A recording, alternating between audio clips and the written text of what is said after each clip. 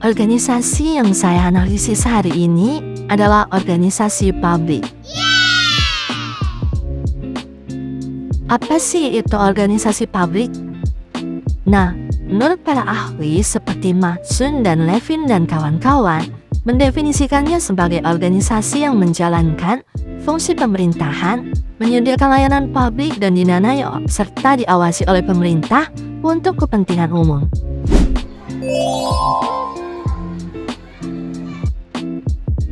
Struktur organisasi sekolah di atas menunjukkan kepala sekolah berada di posisi paling atas, bertanggung jawab penuh terhadap seluruh kegiatan di sekolah. Yang selanjutnya itu ada badan komite sekolah yang berperan sebagai mitra kepala sekolah dalam mendukung kebijakan pendidikan. Yang selanjutnya ada unit tata usaha, yang di bawahnya ada bendahara serta penjaga, dan ada perpustakaan sekolah yang berfungsi menunjang kegiatan belajar.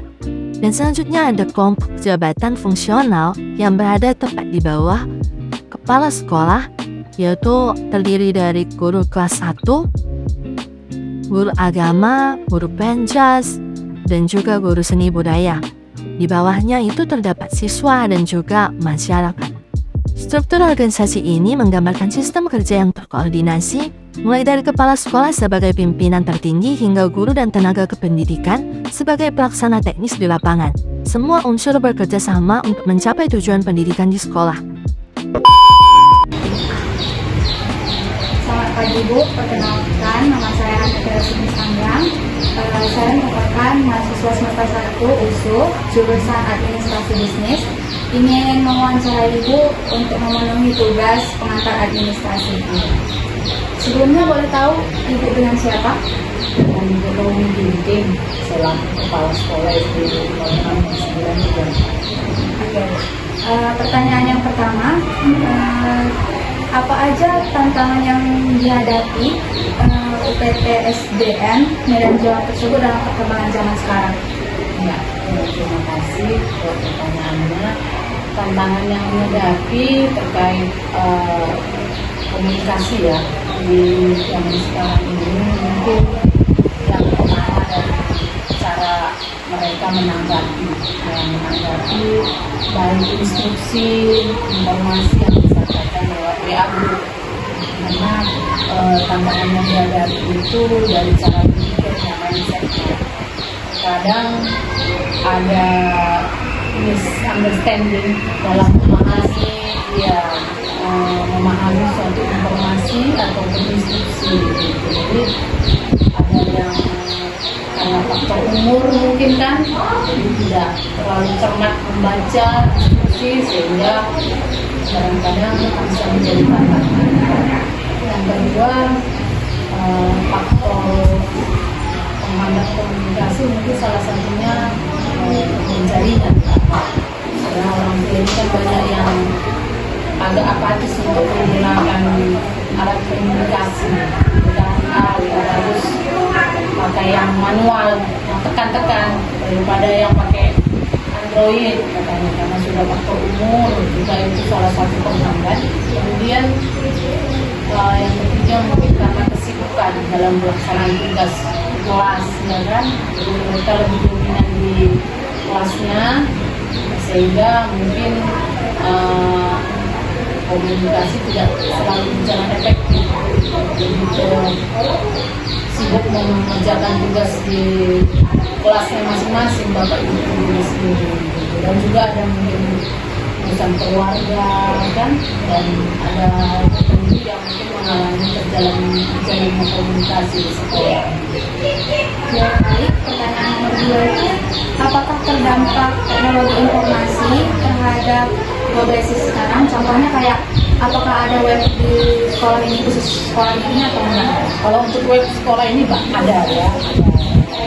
Kami juga masih PLT di sini baru 2 bulan. Belum paham juga bagaimana pengaruhnya, tapi yang saya lihat karena di sini juga disediakan jaringannya berbayar, tapi bapak ibu di sini termasuk kena dampak gitu ya, karena dari segi positifnya bisa mendukung pembelajaran mereka. Mereka meluangkan waktu untuk mencari referensi tambahan untuk bagaimana mereka melaksanakan pembelajaran di kelas, ya kan? Kemudian dampak teknologi juga untuk pemenuhan tugas, pemenuhan berkas, ya kan? Karena aplikasi-aplikasi untuk pendidik sekarang banyak, ya, PKB, Dapodi, ya kan? Jadi mereka harus mengikuti perkembangan zaman itu. Karena di sini yang saya lihat banyak yang positifnya, yang saya lihat Bapak Ibu di sini menggunakan terkena dampak dari teknologi komunikasi ini. Dan saat ini Bapak Ibu guru juga harus melaporkan tugasnya dalam bentuk digitalisasi, ya. Harus secara online, baik seminar, baik workshop gitu kan, dan juga pelatihan. Sekarang semuanya bergantung kepada informasi teknologi komunikasi sekarang ini. Jadi apapun tugas sekarang ini harus menggunakan teknologi komunikasi. Baik, pertanyaan nomor 3 itu sesuai dengan struktur organisasi di SD tersebut, apakah semua sudah menjalankan tugasnya sesuai yang diajukan atau enggak? Ya, Bapak Ibu di sini sudah menjalankan tugas sesuai dengan peran dan fungsinya masing-masing. Tupoksinya sudah mereka laksanakan dengan baik, sesuai dengan struktur organisasi yang diperintahkan. Bapak Ibu di sini juga punya pembagian tugas. Selain mengajar, selain mendidik, mereka juga melaksanakan tugas di sekolah ini dengan baik, gitu. Mulai dari awal masuk sekolah sampai pulang. Pertanyaan yang terakhir itu, apakah dalam organisasi tersebut terdapat masalah kayak ada miskomunikasi atau tidak? Ya, kalau miskomunikasi banyak, ya. Seperti saya bilang tadi, faktor umur mempengaruhi, latar belakang pendidikan juga mempengaruhi cara berpikir,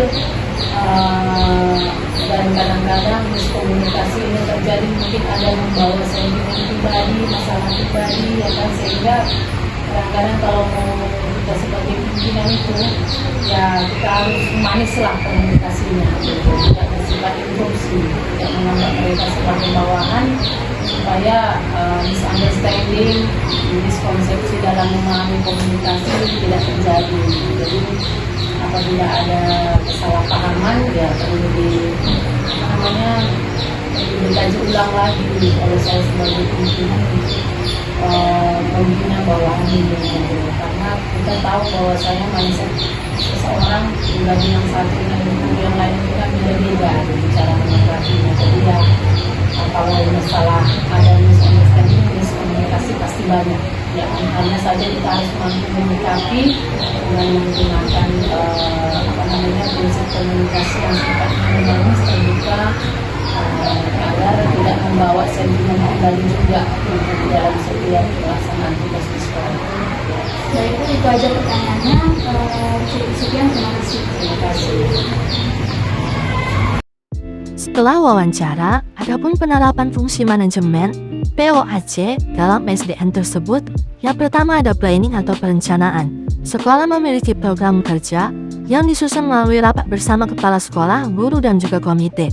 Yang selanjutnya ada organizing, yaitu pengorganisasian. Kepala sekolah bertugas sebagai manajer utama yang membagi tanggung jawab kepada wakil kepala sekolah, guru kelas, guru mata pelajaran, dan juga tim kebersihan ataupun keamanan. Yang selanjutnya ada actuating atau pelaksanaan atau penggerakkan, yaitu pelaksanaan kegiatan sekolah seperti pembelajaran, lomba siswa, kegiatan sosial yang dijalankan dengan semangat gotong royong, dan juga kepala sekolah biasanya berperan aktif dalam memberikan motivasi kepada guru dan juga siswa.